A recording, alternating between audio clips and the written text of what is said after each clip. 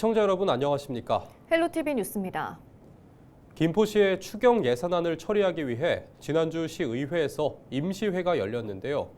이번에도 여야가 부딪히면서 추경안은 예결위 문턱도 넘지 못했습니다. 결국 임시회는 23일 자정 산회되고 말았습니다. 배경성 기자가 양당 원내대표를 만나 입장을 들어봤습니다. 김포시의회가 세 번째 추경안 심사에서도 합의점을 찾지 못했습니다. 이번에도 유도 매입과 홍보 예산을 놓고 첨예하게 대립했습니다. 유도는 유엔사가 관리하고 있는 한강하구의 작은 섬입니다. 이 섬을 김포시가 사들이겠다고 예산을 편성한 건데 여야의 입장은 달랐습니다. 평화의 상징인 유도 매입은 이제 이념을 떠나서 김포를 위해서는 꼭 매입이 필요하다. 그것도 전 적기가 있다고 보거든요. 그 토지주를 어렵게 설득했거든요. 지금 그 유도는 일반인 출입이 통제되어 있는 그런 군사보호구역입니다. 사업 자체가 불가능한 상황이에요. 지금 긴축 재정 상황에 있기 때문에 지금 그 유도를 매입하겠다는 그 6억 원은 시민들을 위해서 긴급 민생 예산에 투입해서 쓰는 게 더 맞다고 생각을 합니다. 홍보 예산에 대한 입장도 첨예하게 갈렸습니다. 사실 민주당이 말하는 민생 예산이 바로 홍보 담당관 예산입니다. 왜냐하면 1실, 3기획관, 45개과 280개 팀이요. 홍보 예산을 갖고 김포 시정을 홍보하고 있거든요. 그런데 단순히 어떤 홍보 담당관의 어떤 불만으로 인해서 그 예산을 깎는다는 것은 저는 의원의 자질이 좀 부족하지 않나 그렇게 생각하고 있습니다. 홍보기획관 예산은 그 목적에 사용했던 그런 부분 그리고 불투명한 예산 집행을 했던 그 부분에 대해서 그 두 건이 경기도 감사에 이렇게 신고되어 있는 걸로 알고 있습니다. 그래서 지금 경기도 감사 조사 중인 그런 사안이고요. 그렇기 때문에 예산에 대해서 제대로 사용하고 있지 않은 그런 부서에 저희가 예산을 다 뭐 100% 이렇게 주고 뭐 50% 주고 이렇게 해서 지금 사용하게 할 수는 없습니다. 여야의 이런 입장 차이로 사회복지예산 같은 다른 민생 예산도 처리하지 못했습니다.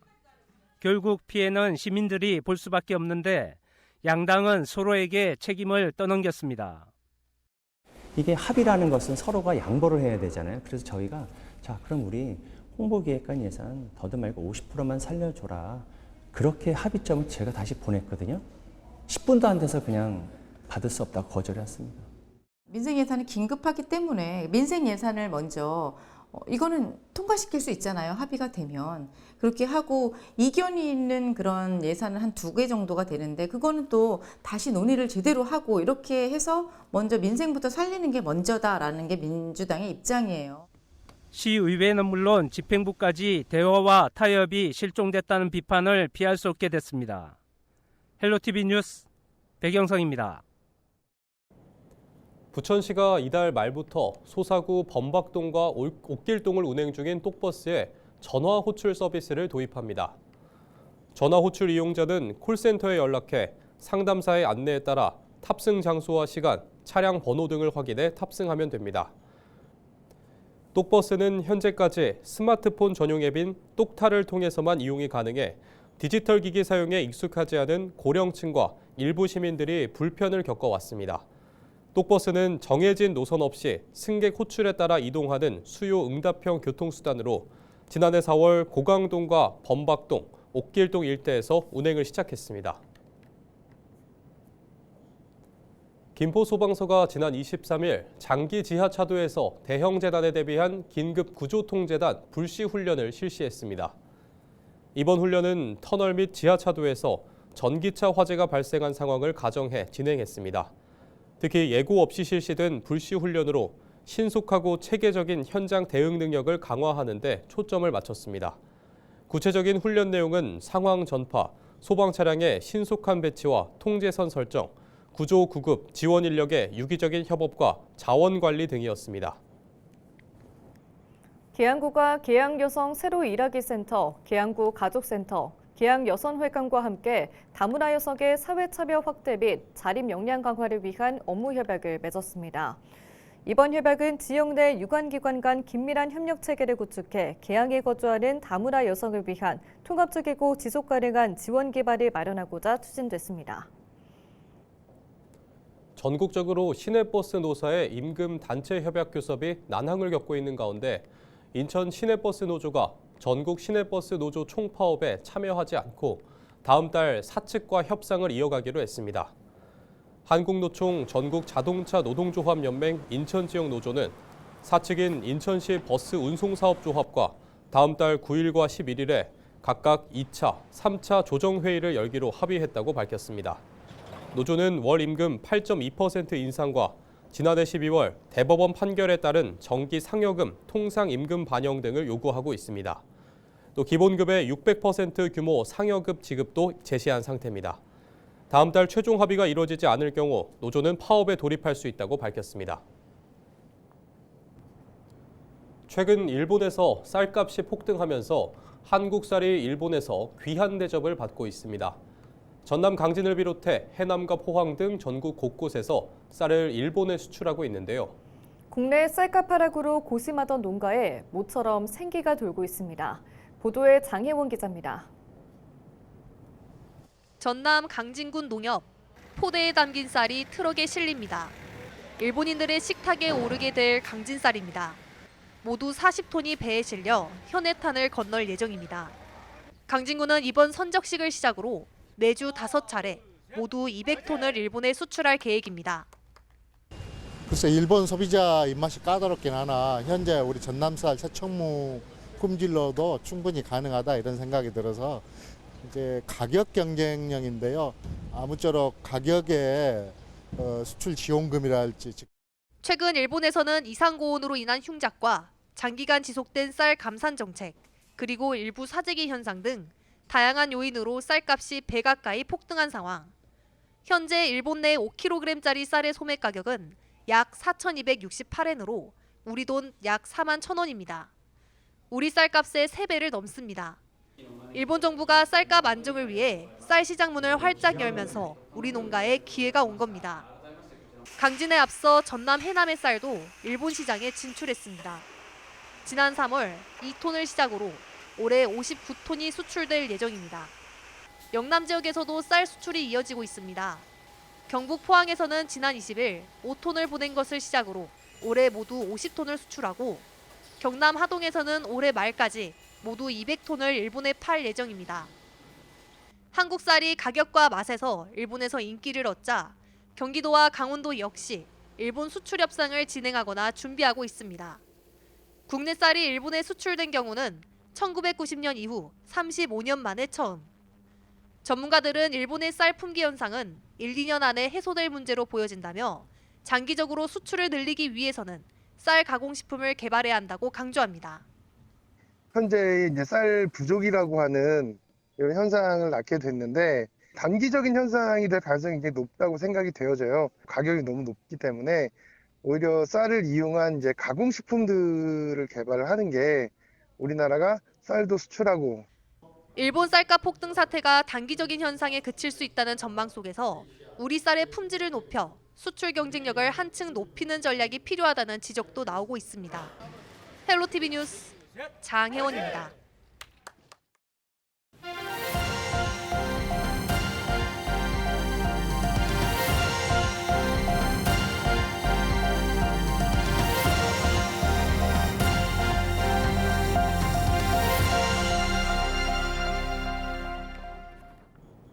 진달래와 벚꽃 그리고 튤립까지 올해 봄꽃 구경 많이 하셨을까요? 바빠서 좀처럼 꽃 볼 시간이 없었다고 해도 아직 늦지 않았습니다. 계절의 여왕 5월의 끝자락, 지금 부천에 가면 봄 기운 가득한 장미꽃의 향연을 만끽할 수 있습니다. 이정화 기자가 안내합니다. 빨간 장미부터 노란 장미, 분홍빛 장미까지 발길 닿는 곳마다 탐스럽게 피었습니다. 빛깔도 모양도 서로 다른 장미가 저마다 화려한 자태를 뽐냅니다. 계절은 어느덧 초여름 문턱. 사실상 올봄 마지막 꽃나들입니다. 이때 한번 안 나오면 언제 나와요. 그래서 나오는 거죠. 좋잖아요. 이쁘지 않아요?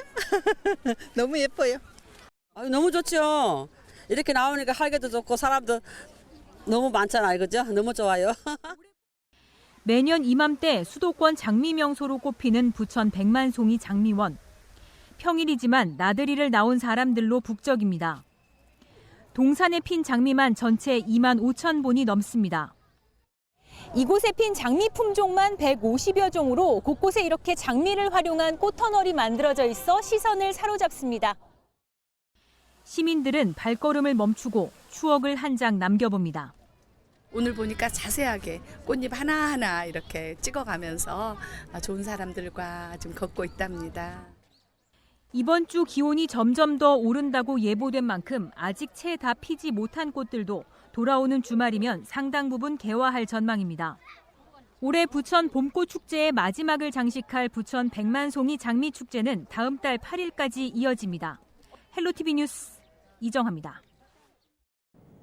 국토교통부가 27일부터 전세 계약 전 임차인이 임대인의 다주택 여부와 전세금 반환 보증 사고 이력을 확인할 수 있는 임대인 정보조회 제도를 확대 시행합니다. 이번 제도 개선으로 임차인은 임대인 동의 없이 허그의 보증 데이터를 조회할 수 있는데요. 임대인의 전세금 반환 보증 가입 주택 수와 보증 금지 여부, 최근 3년 대위 변제 건수 등을 확인할 수 있습니다. 예비 임차인은 공인중개사 확인서를 통해 허그 지사를 방문하거나 6월 23일부터 안심 전세 앱으로 비대면 조회가 가능합니다. 조회 결과는 최대 7일 내 문자나 앱으로 제공됩니다.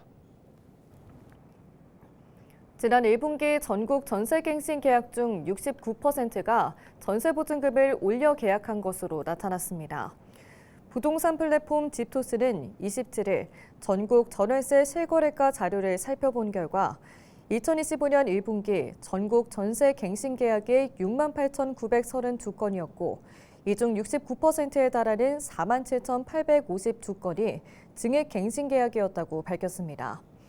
집토스는 올해 1분기 증액갱신 계약이 지난해 4분기보다 41%, 1년 전보다는 73% 증가한 것이라며 전세금을 올리더라도 갱신 계약을 선택하는 세입자들이 늘고 있다고 덧붙였습니다. 같은 기간 임대료 인상을 5% 이내로 제한할 수 있는 계약갱신 요구권 사용도 급증했는데요. 지난 4분기보다 38%, 1년 전보다 47% 증가한 것으로 나타났습니다. 경기도가 조작한 자료로 보조금을 타낸 뒤 이를 다른 목적으로 사용한 사회복지시설을 적발했습니다. 경기도 특별사법경찰단은 지난해 11월부터 올해 4월까지 제보와 탐문 등을 바탕으로 사회복지시설들의 위법 여부를 집중 조사한 결과 불법 행위 3건을 적발했다고 27일 밝혔는데요. 본래 목적과 다르게 사용한 금액은 4,789만 원에 달했습니다. 적발 사례를 살펴보면 A 사단법인의 센터장은 일자리 보조금을 실제 일자리에 참여한 날보다 많게 조작하는 방법으로 429회에 걸쳐 3,633만 원의 보조금을 타낸 뒤 목적과 다르게 사용했는데요. 비장애인 보호작업장의 시설장은 본인 지문을 다른 직원의 지문으로 허위 등록하거나 허위 출장 보고를 하는 등의 수법으로 정부 보조금을 부정 교부받은 것으로 조사됐습니다. 인천시가 오는 7월부터 일부 지역의 일반 음식점과 휴게 음식점, 제과점의 5개 영업을 허용하기로 했습니다. 시는 동암역 남광장과 월미지구, 송도지구 등 16개 지구 단위 계획 구역의 전면 공지에서 5개 영업이 가능하도록 지구 단위 계획을 정비하고 있다고 밝혔습니다.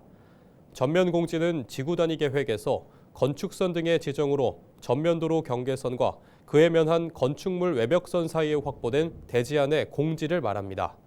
지난 2020년 식품위생법 시행규칙이 개정되면서 일반 음식점과 휴게 음식점, 제과점은 신고 절차를 거치면 5개 영업이 가능했지만 지구 단위 계획 구역 내 전면 공지는 사실상 제한됐습니다. 시는 지난해 상권 활성화 등을 위해 5개 영업 허용을 결정하고 지난 4월 대상지 16곳을 선정했습니다. 다음 달 도시건축공동위원회 심의와 지구 단위 계획 변경 고시를 거쳐 7월부터 5개 영업이 본격적으로 가능하도록 할 계획입니다. 이상으로 뉴스를 마칩니다. 시청해주신 여러분 고맙습니다.